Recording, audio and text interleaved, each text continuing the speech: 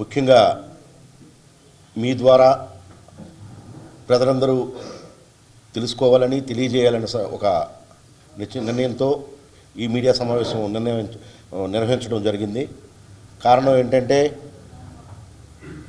కూటమి ప్రభుత్వం చంద్రబాబు నాయుడు గారి నాయకత్వంలో ప్రభుత్వం ఏర్పాటు చేసిన తర్వాత రాజకీయంగా వైఎస్ఆర్సీపీని కానీ వైఎస్ఆర్సీపీ నాయకుడు జగన్మోహన్ రెడ్డిని కానీ ఎదుర్కోలేము అని చెప్పి ఏదో రకంగా ప్రజలలో జగన్మోహన్ రెడ్డి గారిని చులకన చేయాలి, ప్రజల్లో ఆయనపై ఉన్న నమ్మకాన్ని తగ్గించాలని ఒక చెడు నిర్ణయంతో మరి ఆనాడు మనందరం ఆరాధించే మన హిందువులందరం ఈ ప్రపంచంలోనే కోట్ల మంది హిందువులు ఆరాధించే శ్రీ వెంకటేశ్వర స్వామి ప్రసాదం తిరుమల లడ్డూ మీద మరి వారు దుష్ప్రచారం చేయడం జరిగింది.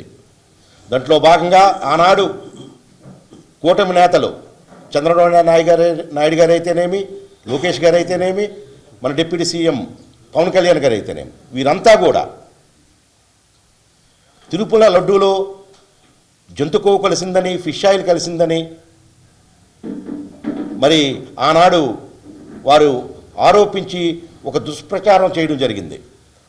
దానిపై ఆనాడు జగన్మోహన్ రెడ్డి గారి ప్రభుత్వంలో తిరుమల తిరుపతి దేవస్థానం చైర్మన్ అయిన వైవి సుబ్బారెడ్డి గారు సుప్రీంకోర్టుకు వెళ్ళి సుప్రీంకోర్టు ద్వారా సుప్రీంకోర్టు పర్యవేక్షణలో సిబిఐ ఆధ్వర్యంలో సిట్ని ఏర్పాటు చేసి మరి వాటిపైన దర్యాప్తు చేయమని సుప్రీంకోర్టు వారు గౌరవ సుప్రీంకోర్టు వారు నిర్ణయం తీసుకోవడం జరిగింది. ఆ నిర్ణయంలో భాగంగా మరి ఫైనల్ ఛార్జ్ షీట్ మొన్న వేసేటప్పుడు దాంట్లో క్లియర్గా అటువంటి జంతు కొవ్వులు కానీ ఫిష్ ఆయిల్ కానీ అటువంటివి ఏవి ఈ లడ్డూలో కలవలేదని చెప్పి క్లియర్గా చెప్పడం జరిగింది. మరి ఇంకా మరి చంద్రబాబు నాయుడు గారు కానీ కూటమి నేతలు ఇంకా బుద్ధి తెచ్చుకోకుండా ఇంకా దుష్ప్రచారం ఇంకా చేస్తున్నారు. ఒకటి అడుగుతున్నాం, చివరికి వారు ఏం చెప్తున్నారంటే ఆ లడ్డూలో శానిటరీ మన క్లీన్ చేసే రసాయనాలు కలిసాయని చెప్పి మరొక అభూత కల్పన అయిన ఒక దుష్ప్రచారాన్ని తీసుకొచ్చారు. మరి ఒక్కసారి ఆలోచన చేయాలి. ఇంకొక విషయం, ఇంకొక అంశం కూడా దీంట్లో ఇమిడి ఉంది. ఒకటి, మీరిప్పుడు ఏ నెయ్యి అయితే మీరు టెస్టులు పంపించారో ఎవరి హయాంలో జరిగింది? తెలుగుదేశం ప్రభుత్వ హయాంలో మీరు ప్రభుత్వంలోకి వచ్చిన తర్వాత మరి ఆ నెయ్యి శాంపిల్స్ తీసుకోవడం జరిగింది. అది ఇప్పుడు మరి తిరుమల తిరుపతి దేవస్థానం ల్యాబ్ ద్వారా పాస్ అయితేనే ఆ నెయ్యి ట్యాంకర్లు తిరుమల ప్రసాదానికి వాడతారు. అటువంటిది మీ ప్రభుత్వం వచ్చిన తర్వాత 4 ట్యాంకర్లని మీరు జూన్ నెలలో వచ్చి 4 ట్యాంకర్లని ల్యాబ్లో పాస్ అయిన తర్వాత ప్రసాదాన్ని వాడారు. మీరు ఈ అంశాలన్నీ కూడా మీరు మొదటి ఛార్జ్ షీట్లో వేసిన అంశాలే, ఎవరు మేము చెప్తున్నవి కాదు. ఏదైతే సిట్ ఛార్జ్ షీట్లో మొదటి ఛార్జ్ షీట్లో 25వ సంవత్సరంలో వేశారో ఆ రోజు చెప్పిన అంశాలే ఇవి తెలియజేస్తున్నాను. తర్వాత జూలైలో ఒక 4 ట్యాంకర్లు వచ్చినాయి. ఆ 4 ట్యాంకర్లని అవి ఆ ల్యాబ్లో పాస్ కాక తిరిగి రిజెక్ట్ చేయడం జరిగింది. రిజెక్ట్ చేస్తే ఆ 4 వచ్చిన 4 ట్యాంకర్లు కూడా బోలేబాబా హర్ష డైరీ, అంతకు మునుపు హర్ష డైరీ అని ఉండేది, కాలక్రమేణా అది బోలేబాబా డైరీ కింద వచ్చి ఆ 4 ట్యాంకర్లు పంపించడం జరిగింది. మరి ఆ 4 ట్యాంకర్లను కూడా మళ్ళీ తిరిగి ఇంకొక డైరీ పేరుతో తిరుమలకి తీసుకొచ్చి మళ్ళీ అదే మీరు ఏదైతే రిజెక్ట్ చేశారో ఆ రిజెక్ట్ చేసిన ఆ 4 లారీలను కూడా ప్రసాదంలో వాడడం జరిగింది. ఇది నిజమా కాదా? ఈ విషయాలను మేము చెప్పినవి కాదు. ఫైనల్ ఛార్జ్ షీట్లో 44వ పేజీలో సిబిఐ ఆధ్వర్యంలో గౌరవ సుప్రీంకోర్టు పర్యవేక్షణలో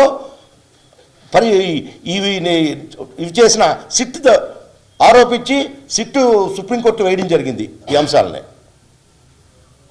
మరి ఎవరి హయాంలో జరిగింది కల్తీ? తెలుగుదేశం హయాంలో జరిగిందా? చంద్రబాబు గారి హయాంలో జరిగిందా? జగన్ గారి హయాంలో జరిగిందా? 2024 జూలై అంటే ఎవరున్నారు అప్పుడు? మరి రిజెక్ట్ చేసిన ఆ 4 లారీలు తిరిగి మీరు ఎలగవాడడం జరిగింది. దీనికి ముందుగా సమాధానం చెప్పాలి. రెండో అంశం, ఏదైతే ఇంతకు మునుపు హర్ష డైరీ అని చెప్పి కాలక్రమేణా అది బోలేబాబా డైరీ కింద పేరు రూపాంతరం చెందిందో ఆ డైరీకి టెక్నికల్ శాంక్షన్ ఇచ్చింది ఎవరు? 2019 మార్చిలో మీ తెలుగుదేశం ప్రభుత్వ హయాంలో, ఈ చంద్రనాయుడు గారి హయాంలో వాటికి టెక్నికల్ శాంక్షన్ అవ్వడం జరిగింది. అదేమి వైఎస్ఆర్సీపీ తీసుకురాలేదే ఆ డైరీని. అలాగే ఇంకొక అంశం కూడా ఇక్కడ తెలియజేయాలి. ఇంత 400 రూపాయలు ఇంత తక్కువ రేటుకి నెయ్యి ఎక్కడ దొరుకుతుందని చెప్పి ఆరోపిస్తున్నారు. ఒక విషయం గ్రహించాలి ఇక్కడ. 2013 నుంచి 2019 వరకు 320 రూపాయలకి కేజీ నెయ్యిని తిరుమల తిరుపతి దేవస్థానం వారు కొనుగోలు చేయడం జరిగింది టెండర్స్ ద్వారా. ఆ రోజు మీ ప్రభుత్వం ఉంది కదా, ఆనాడు మరి 320 రూపాయలకి అంత తక్కువ రేటుకి మీరు నెయ్యి మీరెలాగా కొనుగోలు చేశారు? తక్కువకు కొనుగోలు చేస్తే అది నెయ్యి కాదంటారు. ఒక 20 రూపాయలు ఎక్కువ చేస్తే ఆ 20 రూపాయలు వైఎస్ఆర్సీపీ నాయకులకి కమిషన్ వచ్చిందంటారు. దీనికి అంతటికీ కారణం వైఎస్ఆర్సీపీని కానీ జగన్మోహన్ రెడ్డి గారిని కానీ రాజకీయంగా ఎదుర్కోలేక ఇటువంటి హిందువుల మనోభావాలు దెబ్బతీసేటట్టుగా ఈ కూటమి నాయకులు వ్యవహరించడం చాలా దురదృష్టకరం. మరి ఈనాడు ఏదైతే ఆ ఫ్యాట్ ఉందని చెప్పేసి, యానిమల్ ఫ్యాట్ కానీ ఫిష్ ఆయిల్ కానీ కల్తీ జరిగిందని చెప్పి ఆ రోజు మీరు ఆరోపించిన మాట అవాస్తవం అని చెప్పి, అందులో ఎటువంటి యానిమల్ ఫ్యాట్ కానీ ఫిష్ ఆయిల్ కానీ లేదని చెప్పి సిబిఐ ఆధ్వర్యంలో సిట్టు ఏదైతే ఛార్జ్ షీట్ వేసిందో దానికి మీరు సమాధానం చెప్పాల్సిన అవసరం ఈరోజు ఉంది. మరి ఆ రోజు కోట్ల మంది హిందువులు వారి దైవంగా, ఇష్టదైవంగా, వారి కులదైవంగా భావించే తిరుమల తిరుపతి వెంకటేశ్వర స్వామి వారిని మీరు అవమానపరిచినట్టు, మరి ఆనాడు మెట్లు కరగడం కాదు, ఈనాడు మీరు మెట్లు కరగాలి. అటువంటి తప్పుడు ఆరోపణలు చివరికి రాజకీయాల్లోకి మతాన్ని, దైవత్వాన్ని కూడా తీసుకొచ్చి వాటిని కూడా మీ రాజకీయ అవసరాల కోసం వాడుకున్నందుకు ఈరోజు హిందువులందరికీ క్షమాపణలు చెప్పి ఎన్ని గుడులు ఉన్నాయో అన్ని గుడుల్లో మీరు, మీ కూటమి నేతలు మీకు ఒత్తాస పలుకుతున్న ఈ పచ్చ మీడియా అందరూ కూడా ఈనాడు మీరు అన్ని మెట్లు కడగాలి. మెట్లు కడగకపోతే వెంకటేశ్వర స్వామి సామాన్యుడు కాదు, చాలా మహిమగల దేవుడు అని మనం నమ్ముతాం. ఈనాడు మీరు ఆ పని కానీ చేయకపోతే మీరు ఆ శిక్షని ఆ వెంకటేశ్వర స్వామి మీకు వేస్తాడని చెప్పి తెలియజేసుకుంటూ, నాకు ఈ అవకాశం మీరందరికీ కూడా ఒకసారి ధన్యవాదాలు తెలియజేసుకుంటూ సెలవు తీసుకుంటున్నాను. జై హింద్.